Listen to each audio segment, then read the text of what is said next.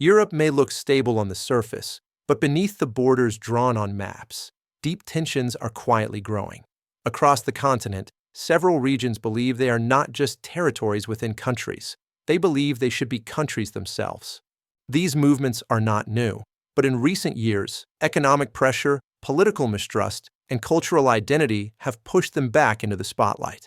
Let's explore some of the most significant European regions that want independence and why their demands continue to shake the continent.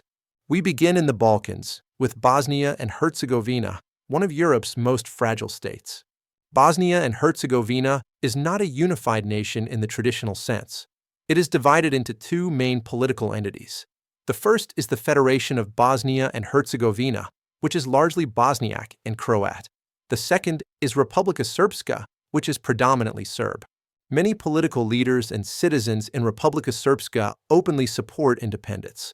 Some want to form a separate state, while others want to join Serbia. These ambitions have created constant tension with Sarajevo and raised fears that Bosnia could fragment completely.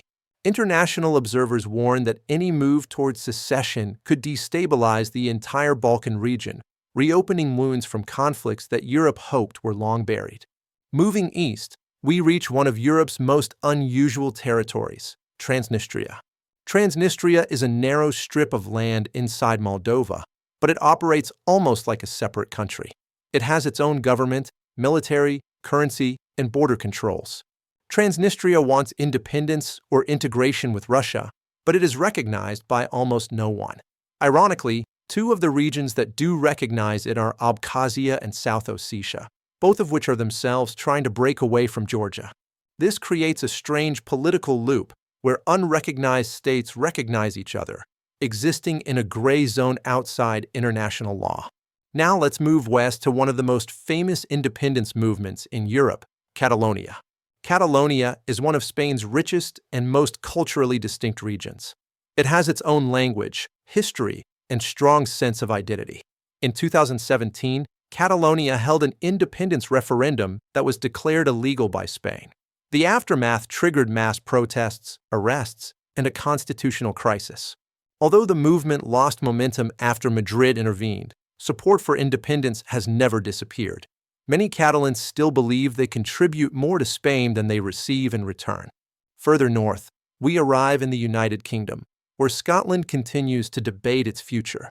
Scotland voted to remain part of the United Kingdom in 2014, but Brexit changed everything. Scotland voted overwhelmingly to stay in the European Union, yet was pulled out against its will. Since then, calls for a second independence referendum have grown louder. Supporters argue that independence is the only way to protect Scotland's economic and political interests. Opponents warn that separation could create long-term financial uncertainty.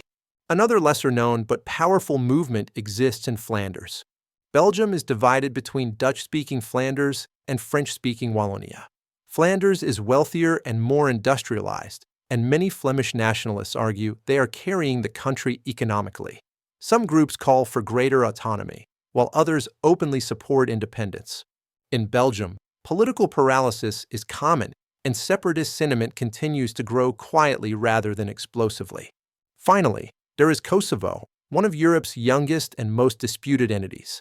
Kosovo declared independence from Serbia in 2008. While many countries recognize it, others do not, and tensions remain high, especially in Serb-majority areas. So why are these movements growing now? The answer lies in economics, identity, and trust. Many regions feel disconnected from central governments. Others believe globalization and bureaucracy have weakened national identity, and some simply feel they can survive better on their own. Europe was built on unity, but it is now facing a paradox. The more power centralized institutions gain, the more some regions want out. The question isn't whether Europe has separatist movements. It always has. The real question is whether Europe can contain them without tearing itself apart. Because once borders begin to move, history shows they rarely stop shifting.